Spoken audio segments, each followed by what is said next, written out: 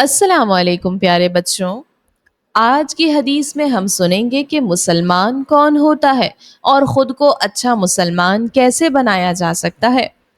رسول اللہ صلی اللہ علیہ وسلم نے فرمایا، حقیقی مسلمان وہ ہے جس کی زبان اور ہاتھ سے دوسرے مسلمان محفوظ رہیں۔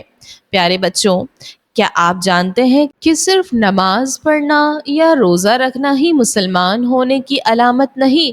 ہمارے نبی محمد صلی اللہ علیہ وسلم نے بتایا کہ اصل مسلمان وہ ہے جو دوسروں کو اپنی زبان یا ہاتھ سے تکلیف نہ دے، یعنی نہ کسی کو برا بولے، نہ چھیڑے، نہ مارے، نہ کسی کا دل دکھائے، اور جو ایسا کرے گا وہی سچا مسلمان ہے۔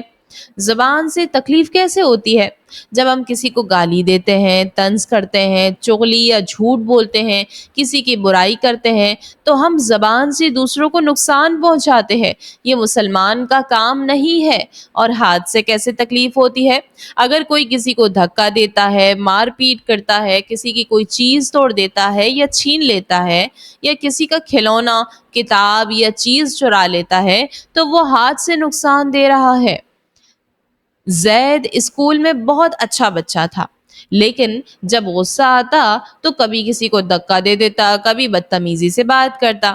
ایک دن ٹیچر نے اس کو یہ حدیث سنائی کہ مسلمان وہ ہے جس کی زبان اور ہاتھ سے دوسرے محفوظ رہیں۔ اب زید بہت شرمندہ ہوا اور اگلے دن سب سے معافی مانگی۔ اب وہ سب سے نرمی سے پیش آتا ہے۔ تو پیارے بچوں، کیا ہم بھی زید کی طرح اچھے مسلمان بنیں گے؟ ہمیں فائدہ کیا ہوگا؟ اللہ ایسے بندے کو دنیا اور آخرت میں عزت دیتا ہے جو دوسروں کو تکلیف نہیں دیتا، اس سے سب محبت کرتے ہیں، اور جو اپنے اخلاق کو سنوارے وہ جنت کا مستحق بن جاتا ہے۔ تو ہمیں اتنے سارے فائدے ہوں گے۔ ہمارے نبی صلی اللہ علیہ وسلم کا بھی بہت پیارا انداز تھا۔ آپ صلی اللہ علیہ وسلم کبھی بھی کسی کو برا نہیں کہتے تھے، اور نہ کسی کو مارتے، نہ کسی پر آواز بلند کرتے۔ آپ نے ہمیشہ نرمی، پیار اور محبت سے بات کی۔ آئیے اللہ سے دعا کرتے ہیں، اے اللہ ہمیں ایسا مسلمان بنا دے جس کی زبان اور ہاتھ سے کبھی کسی کو تکلیف نہ ہو۔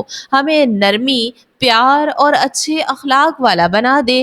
آمین۔